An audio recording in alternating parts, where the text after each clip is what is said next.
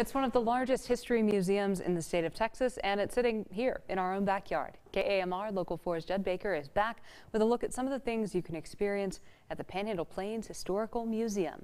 That's today's Destination Texas.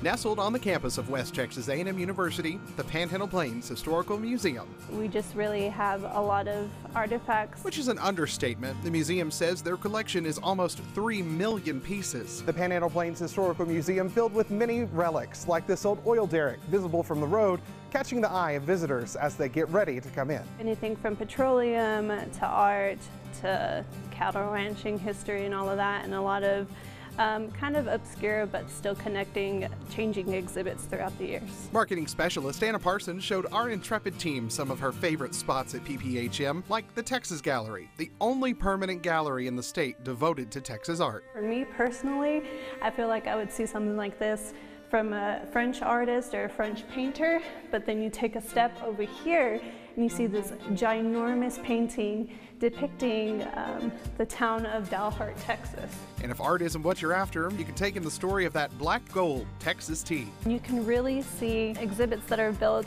to convey workers building oil rigs and just equipment that they would use every day. Or travel back to the Old West in Pioneer Town. This whole exhibit is very reminiscent of those Texas Panhandle residents who first established towns here in the 1890s.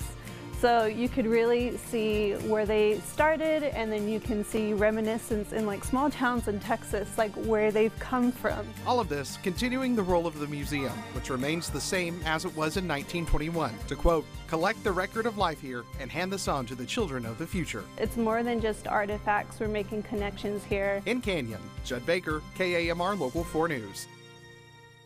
The museum has plenty of summer activities planned for you and the family. You can check out a link for all of that information along with admission pricing on myhighplains.com.